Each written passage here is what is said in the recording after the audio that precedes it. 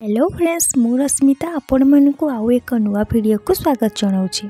आज आम जाना संध्या बेले कौन करवा उचित नुहे बा संध्या बेले कौन कले कौन होता है।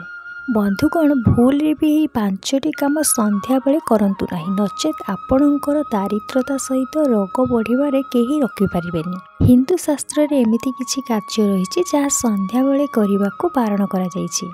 जदि आपण यही सब कार्य करती तेबे आपणकर अनेक किछि क्षति होता है।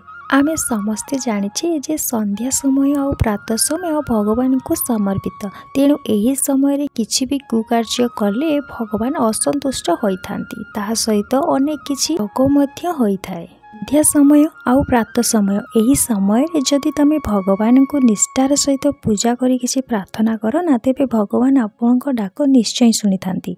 जेपरी आमे समस्ते जानिछु कि धनर देवी हेउछंती माता लक्ष्मी, आउ जदि माता लक्ष्मी ही गृह रे न रुहंती तेबे दारिद्रता निश्चय देखादेव। तेणु फूल रे भी जदि आपण ही 5टी कार्य करूछंती ना, तेबे गृहरु सर्वदा माता लक्ष्मी चली जिवे, जहा द्वारा आपणक गृह रे अशांति देखादेबा सहित आर्थिक अभाव देखा देइथाय।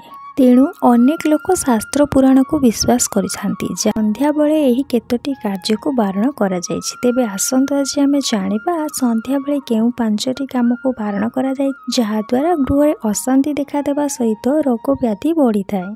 बंधुगण, साधु सन्थ माने कहती जदि कौनसी व्यक्ति संध्या बेले शारीरिक संपर्क रखे ना, तेबे देहरु सबु शक्ति ह्रास होगा सहित माता लक्ष्मीकर कृपा दृष्टि ता उपरे पड़ी थाए।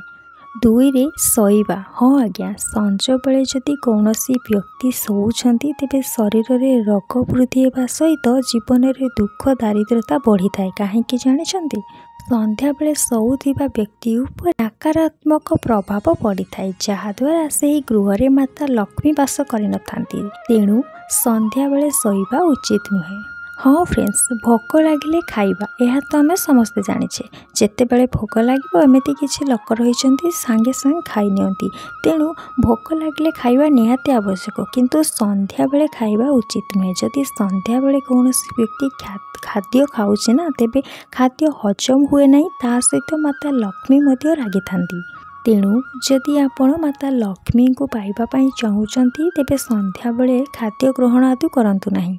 बंधुगण, चतुर्थ और पंचम आसुवा नियम पालन करने निहाती आवश्यक, नचेत आपण को भिकारी हबार और दारिद्रता बढ़िबारे केही रखिपारिबेनी। तेबे आसंतु जानिबा चतुर्थरे कौन रही। फ्रेंड्स, देखिए प्रत्येक आड़े किछि ना किछि लोक थिबे जो माने कि प्रत्येक समय रे कुकथा बा परचर्चा करती। जदि आपण भी सेहीपरि तो एबेठु निजको बदलाई दियंतु, नचेत आपणकर परिस्थिति सांघातिक होइजिवो। पूर्वकालरू मुनि ऋषि माने कहती जदि कौनसी व्यक्ति संज बेले कुकथा कहे बा परचर्चा करे तेबे देवादेवी और पूर्वपुरुष अशांति हुअन्ति, जहाद्वारा से व्यक्तिर जीवन रे दुख भरी जाए, ता जीवनर प्रत्येक समय कष्टदायक हो जाए।